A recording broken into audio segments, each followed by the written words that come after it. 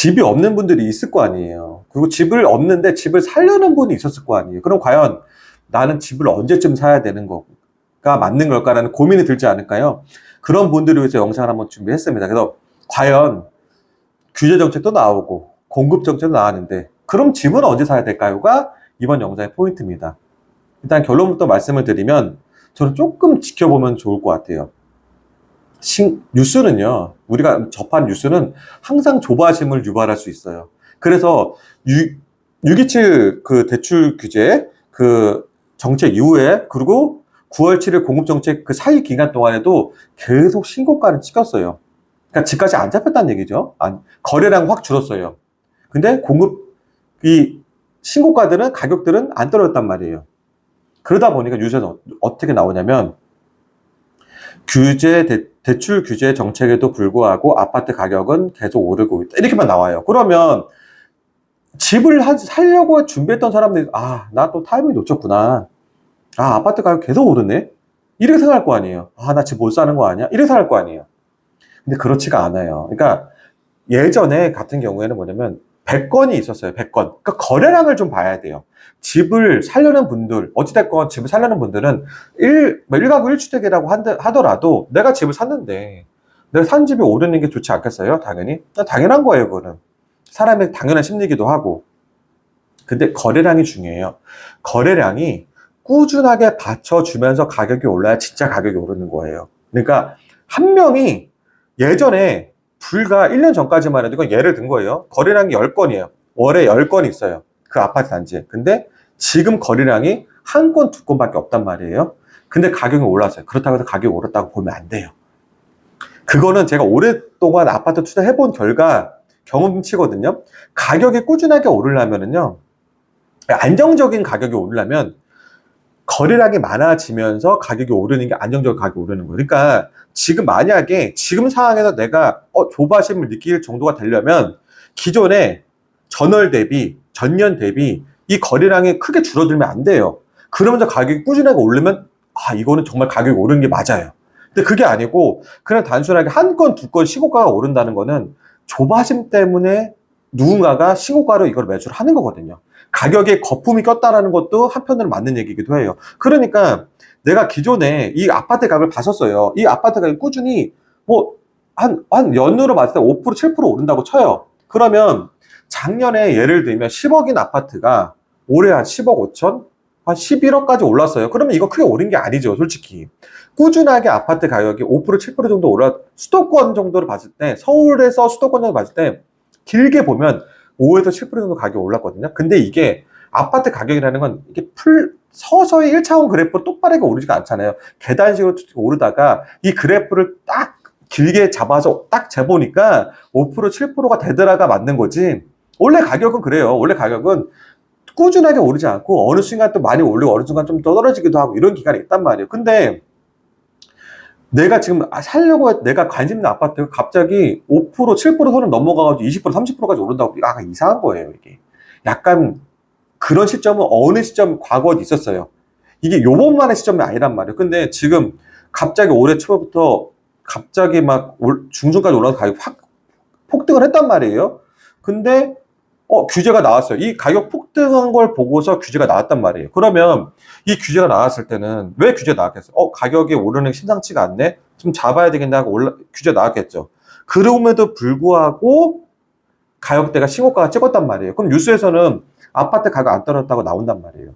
분석을 잘해야 되는 거예요. 그러니까 내가 투자자라면, 그리고 내가 부동산 투자를 하고 내가 살 사람이라면 뉴스에서 나오는 데이터를 보고 내가 또 분석할 줄도 알아야 되는 거죠. 근데 거래량을 보면 거래량은 거의 푹 떨어졌거든요. 그러니까 이 신고가들은 그냥 이 현금을 쥐고 있는 사람들이 이 현금이 쿡쿡 떨어지는, 현금 가치가 떨어지는 걸 보고 불안하니까 매수를 했던 경우가 많거든요.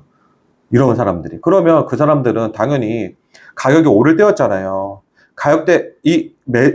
매도를 하려는 사람들이 매물을 내놓을 때도 그냥 안정적인 가격을 내놓지 않아요. 당연히 가격이 오르는데 다 남들 오르고 있는데 이 가격을 떨어뜨려 내놓겠어요? 당연히 호가가 높아질 수밖에 없는 거죠. 그걸 내가 사려는 사람들은 그중 호가 중에서도 본인의 목적에 맞는 거에다 부합하는 걸 사겠죠. 가격이 좋아서 하는 게 아니에요, 이거는. 그 중에서 나한테 부합되는 가격도 가장 합리적이지만, 뭐, 층도 있고, 뭐, 단지, 뭐, 몇 동, 뭐, 어느 좋은 데가 있을 거 아니에요. 자기가 부합되는 곳을 살려고 하니까 사는 거란 말이에요. 그 가격은 절대 낮지가 않죠. 왜냐면 호가 자체가 다 높아져 있으니까. 그러니 신고가가 빵빵빵빵 나오는 거죠. 이 신고가를 전년 대비 같은 월로 비교해보자 그러면 엄청나게 지금 올라가 있단 말이에요, 지금. 이 퍼센트로 따져도 우리가 생각하는 것보다 훨씬 올라가 있단 말이에요. 그러면 내가 살려는 아파트가 이런 거래량이 일단은 많지 않은데 딱딱 신고가를 찍어주는 곳들이 이게 과연 앞으로 꾸준히 갈 것인가? 이를 생각해 볼 필요가 있는 거죠. 그리고 중요한 건 뭐냐면 그렇게 사는 분들의 그런 사람들의 그 아파트들은 일부 한정적이란 말이에요. 진짜 대출 규제, 그러니까 주택담보대출과 상관없는 아파트들이 많아요.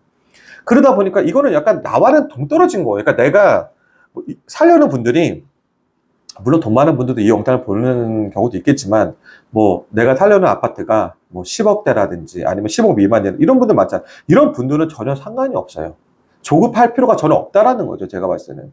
지금 분위기는 오히려 과열된 분위기이기도 하니까 지금 분위기가 좀 약간 좀 잠잠해지는 걸 기다리는 게 맞아요. 왜냐하면 예전에도 그랬지만 사람들이 관심이 많아질 때 아파트 가격도 올라요. 우리가 식당 가잖아요. 친구를 만나러 갔어요. 옆 테이블, 저 테이블 다 막 부동산 얘기한단 말이에요. 친구를 만나러 갔고 그 동네 사람들 아줌마들을 만나거나 뭐 아저씨를 만났어요. 카페를 갔어요. 다 부동산 얘기하고 있어요. 하다만 등산을 갔어요. 등산을 갔는데 등산을 가는 사람들은 아파트 얘기해요. 부동산 얘기해요. 그때 사면 안 되는 거예요. 사람들이 관심에 몰려 있을 때는 가격대가 올라가요. 사람들이 아예 관심 없을 때가 있어요. 잠잠할 때. 그럴 때 아파트 투자 시점이라고 저는 생각을 하거든요. 그럴 때 가격대도 안정이 돼요. 지금은 막 들쑤시고 있으니까 막 사람들이 관심도 많아요. 내가 지금 아파트를 살려고 했던데 지금 못 사면 안 돼. 그렇게 조바심을 가질 필요가 없어요. 그리고 특히 내가 사려는 가격대들, 그 중위권의 그 아파트들, 그리고 약간 좀 중위권보다 낮은 아파트들, 그런 아파트들은 굳이 조급할 필요가 전혀 없어요. 전혀 없어요. 조금 기다려 보세요. 그런 아파트들은 오히려 안정세에 좀 들 수 있고, 그리고 가격대가 확 뛰거나 훅 떨어질 일도 없어요. 조금 안정적으로 조금 갈 때를 기다리다가, 그리고 근데 안정적으로 갈 때 기다리는 거는 그냥 손 놓고 있으라는 얘기가 아니에요. 내가 원하던 아파트가 있었을 거 아니에요. 그거를 계속 지켜보세요. 거래가 늘어나는지도 좀 보고요. 그리고 거래량이 떨어지는지도 보고 아파트 매물의 가격대도 계속 지켜보세요. 그리고 내가 그 아파트에 관심이 있으니까 어느 층이 가장 좋다는 건 잘 알 거 아니에요. 계속 지켜봐야죠. 지켜보다가 내가 원하는 시점과 가격대가 나왔을 때 그때 매수를 하라는 거예요. 그때. 조급해 할 필요가 내가 그냥 조급해가지고 내가 그냥 지금 안 사면 안 될 것 같다는 생각이 들어서 아파트를 매수하지 말라는 말을 제가 드리는 거예요, 지금. 1주택자에 한해서. 그리고 만약에 내가 집이 한 채 있어요. 그럼 또 한 채 살려 다주택자가 되려고 하는 분들에게도 저는 이런 말 하고 싶어요.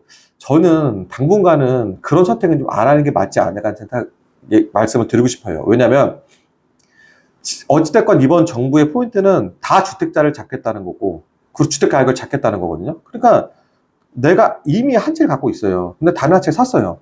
그러면 거기에서 따라오는 내가 실이득이 크게 없을 거라는 거예요. 오히려 이거로 인해서 뭐 세금이라든지 다른 불이익이 좀 많을 가능성이 커요.